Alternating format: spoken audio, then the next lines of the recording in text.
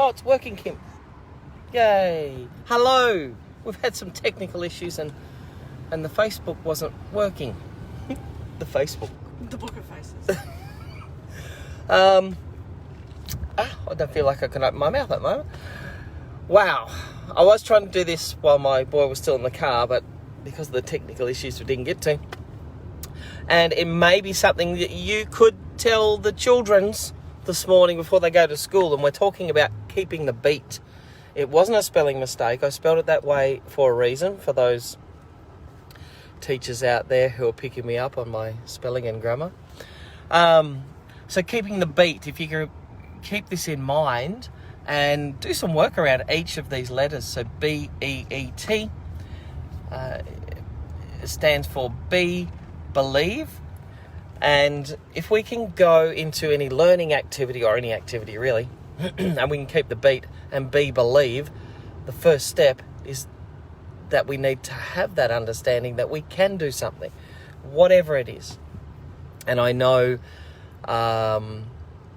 with my boy in the weekend, he had Taekwondo, and even before he started Taekwondo, he said, I'm not breaking a board, Dad. I'm not breaking a board, Dad. He was scared, so he had that belief that he wouldn't even be able to do it. Now, he didn't break the board, and I was quite amazed that even brown belts couldn't break some of those boards. They were pretty tough boards. But anyway, he went up there and he tried. And then he decided, and in his mind, he's got this belief he can do it. So he went up again the second time and gave it another try. Still, he hasn't given up. So that belief that we can do it, it mightn't happen straight away, but if you believe, it'll happen eventually. 99 times out of 100. Okay, and things to help with belief are things like vision boards. You could do at home, do one as a family, things you want to achieve, things you want to do. But if you go into each and every lesson, each and every learning experience with I can, that self-talk starts to become part of your nature. Am I making sense, Kim? Yes. Okay, good. The next one in beat is E, and that's enthusiasm. So if you go and do something, and even if you have to fake it to start with, if you find that enthusiasm to start something, whether it's maths, you can tap into times when you felt energetic and enthused.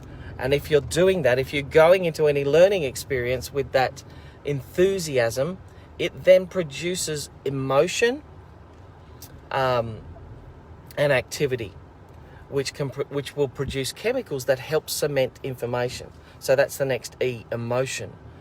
And I'll bet you can remember a time that you've cried. And I bet you can remember a time that you've laughed, or were angry, or were envious. All of these emotions help us remember certain times. So if you can produce emotion when learning through enthusiasm and belief, it's all tying in, isn't it? Then learning becomes a lot easier, quicker, and memory improves on that certain topic, etc. And the last thing that you can use with beat is teach it.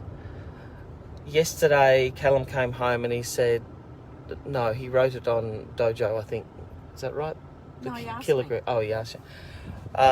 So he was teaching Kim that a kilogram is actually 1,000 grams. So that obviously he understands that to be able to teach it. When we can teach something, we understand it a lot better than if we don't. So beat, believe, enthusiasm, emotion, and teach it.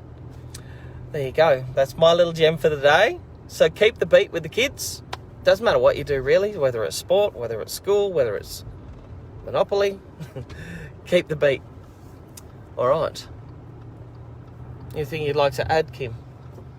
No, I don't think so. I think you've covered it. I don't know that. Oh. Excuse me. Yeah, righty, yeah. She dropped her thing out of the basket. All right, there you go. So all action here. I'll see you later, guys. Have a great day.